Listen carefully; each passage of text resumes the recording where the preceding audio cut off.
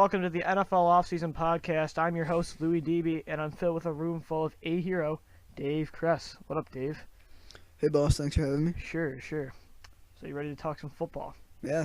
All right, let's get it going. First, we're going to talk about Alex Mack, the center for now staying as the Cleveland Browns after the Jaguars gave Alex Mack an offer sheet for 5 years, and the Browns matched the deal. Yeah, and I think it's pathetic, if you ask me. Pathetic? The offer. They have him $42 million over 5-year span, and that's over $8 million a year for a center. You Right. pay that's way overpaid for a center, right? And I don't even know if he's the best center in the league either. Oh, no, I don't think so. Well, I mean, he's one of the best. But it's $8.5 million a year. No center is worth that much. I think, and what I don't like about the Cleveland Browns side of this is that he doesn't want to be in Cleveland. So it's like, why do you want to spend all this money on a not very highly motivated center coming back to your team? If he wants to play in Jacksonville over Cleveland, Yeah, that says something about this guy. But other than this is how important Alex Mack is to Cleveland. Although I think I'd rather play in Jacksonville than Cleveland myself. Really? It's nice there. Oh, so you're doing it for the weather? Well, I mean, the Browns are no. Yeah, they're both up and coming teams, but if you look at it, if Mack left Cleveland, if they did not keep him, other than Joe Thomas, that offensive line is not very good. So I mean, hey, maybe they go into the draft and take someone at number 4, but I still think it's gonna be Sammy Watkins in that spot. Well, I like their GM, so Kevin Costner. Good movie. Sure, no spoiler. No, we won't give it away.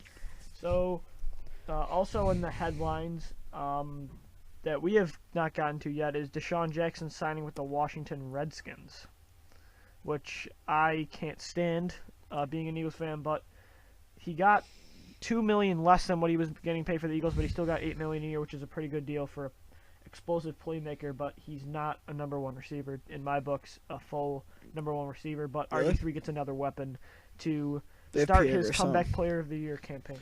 Well, they have Pierre Garcon alongside, and They have a bunch of they have the fastest offense I've seen. really, I mean, RG3, Pierre Garcon, who's lightning speed, Andre Roberts and Desean Jackson. But Andre Roberts has reportedly not been happy with the Desean Jackson. He wanted to be the number 2 receiver. He said he had the Redskins were going somewhere, and then they signed Desean Jackson. Smart move. Andre Roberts, what has he done other than catch a couple touchdowns? He's been somewhat consistent as the 3rd receiver for Arizona, but Yeah. that's it. There's no. If Andre Roberts was this good, he would have been signed to a much higher contract than what he got with, and he got a generous offer from the Redskins for his production. So it's a good move for Washington, and now I'm nervous that Desean is going to come back to haunt us twice a year. So I'm not. He's happy going with to. that. He's better than any receiver on your team.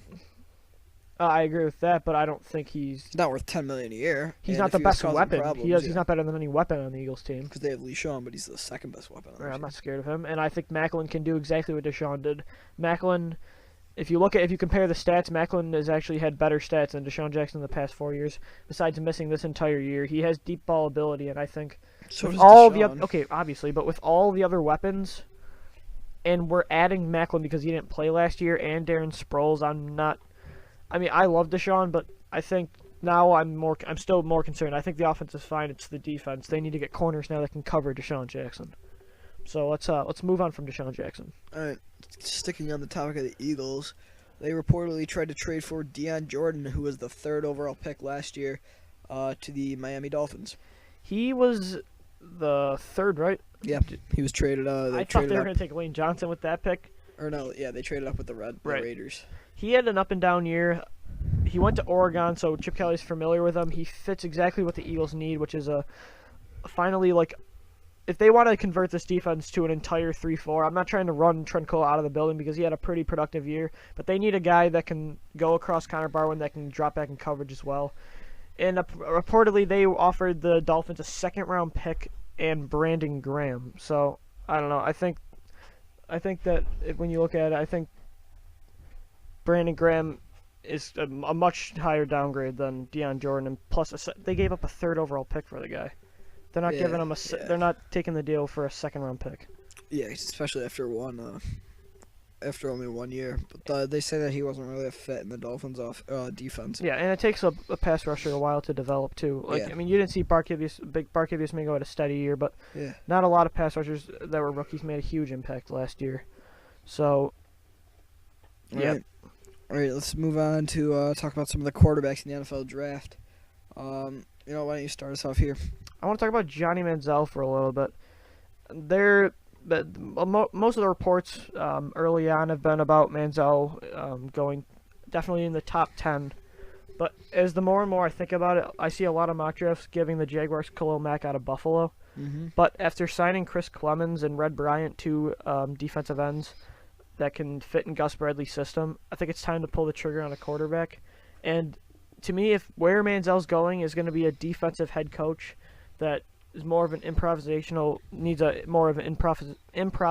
quarterback that gets the job done any way necessary. I just think Manziel fits perfect in Jacksonville. I don't know about you, but if Houston doesn't pull the trigger on him, I think the Jaguars are going to.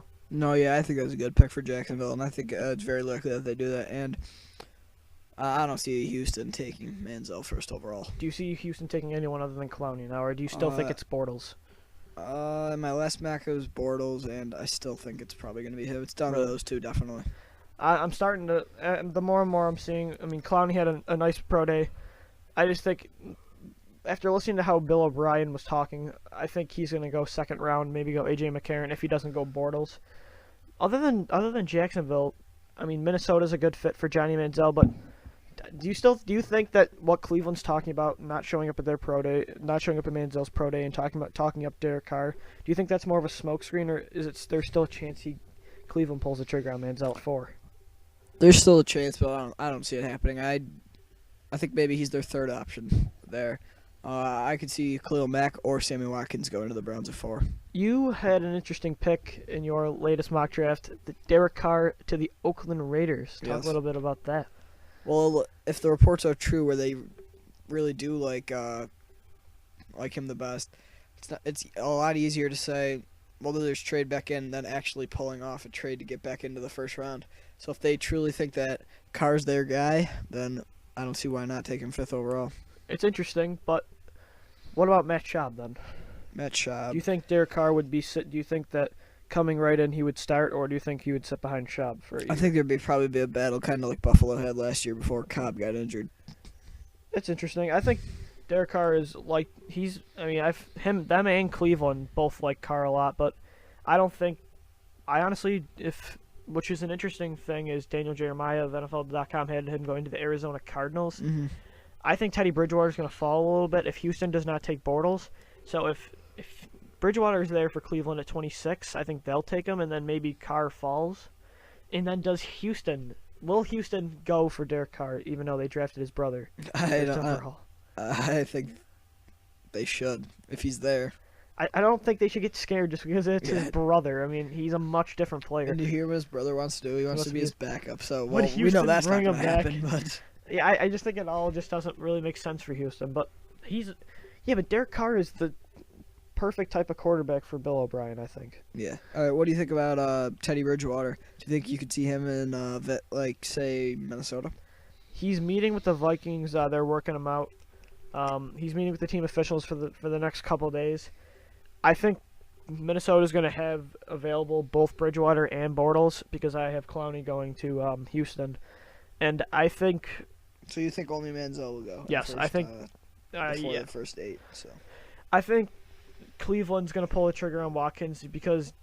I saw reports that because they signed Nate Burleson, they're out of the Watkins sweepstakes. Nate Burleson is an over 30-year-old receiver that doesn't have his legs.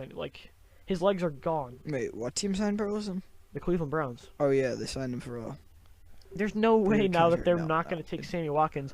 Can you imagine Sammy Watkins and Josh Gordon on the same field? It would just be... That'd be good, yeah. It would be electric, and I think Oakland badly needs offensive linemen after losing Valdir to Arizona. So, yes, I think Minnesota is definitely going to take a quarterback, and if they like what they see in Bridgewater, maybe they...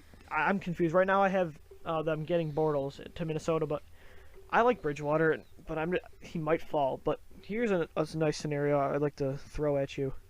Tennessee Titans take a quarterback at number 11 and battle Jake Locker, who gets injured a lot. I think that'd be a really smart move for them.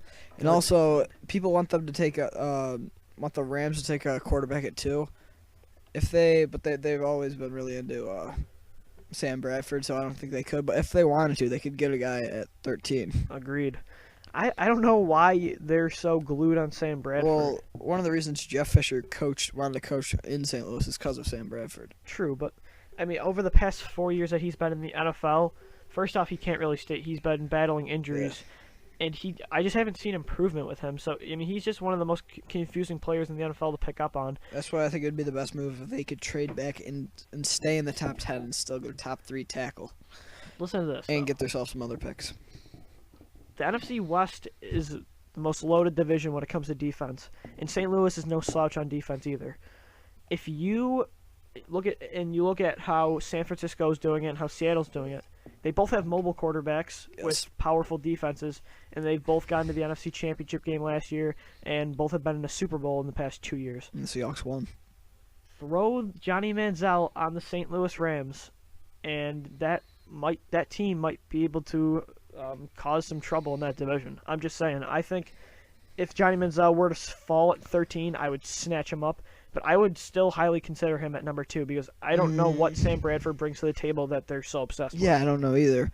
Especially, I just don't like the Rams' offense. I mean, he's got a rocket arm, but when you look at how their offense is made, how their offense runs, they need someone like Johnny Manziel in that offense. And I think with Zach Stacy as their running back, Chris Givens, and that's why I don't like a lot of people talking about them taking Sammy Watkins. I know they have Chris Givens. Tavon Austin, Chris Givens. I hate Chris Givens. Austin Patton and Brian Quickly they took in the second round 2 years ago at Appalachian State.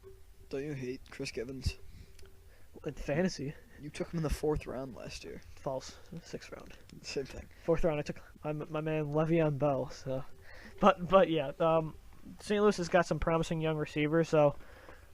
Would they take Clowney at 2 instead of trading out if Houston decided to take Bortles or a quarterback? I think they should if they're not going to if they can't trade out. But like I said a minute ago, their best bet would be to move back in the top 10 and still go to top tackle to protect Bradford. Very true. If he really is their guy. Which team do you think would be I think we agree on this. Which team would be the most the best chance of moving up to that number 2 spot with St. Louis? Probably the Atlanta Falcons, and that's where Clowney wants to play. He did say that, yes. So, all right. Sticking on the topic of the draft, who do you think's the top running back going in to the 2014 draft? I've been looking at most rankings online, and I see everyone having Carlos Hyde out of Ohio State, and he's no joke. Carlos Hyde is one of the top running backs, and he reminds me a lot of like Eddie Lacy last year, where he's going to come into a team that has a great passing attack and make an instant impact. But I like Kadeem Carey out of Arizona. I mean, when you look at how Kadeem Carey, he doesn't do anything like amazing, but he does everything good. He kind of reminds me of Le'Veon Bell. He's great between the tackles. He's got nice hands, so he's a good receiving. He's not super fast, but he's got good legs, and he's not undersized either. He's a pretty big running back. So when you look at what he did and put up the numbers he did in his 2 years of starting, it's just incredible what he did, and I don't really know why everyone's so low on Kadeem Carey. So, to me, if I'm starting off taking a running back, which I don't think there will be one in the first round, second round or third round, I'm taking Kadeem Carey out of Arizona. Yeah, when I first did my rankings, I had Kadeem Carey at 1, and his stock didn't fall. I just really like Carlos Hyde. I watched him through the year, and seeing him play with Braxton Miller, they really worked good together. So if you put Hyde with a good mobile quarterback, I think he could be just as explosive as he was in Ohio State. One thing I think about, what I used to think about with Carlos Hyde is that he benefited off of Braxton Miller's read option. But you also look at, and then I went back and watched how Kadeem Carey did too. They did a read option style too. So, I mean, that's just how college football works. Everyone did that, unless you're running a pro style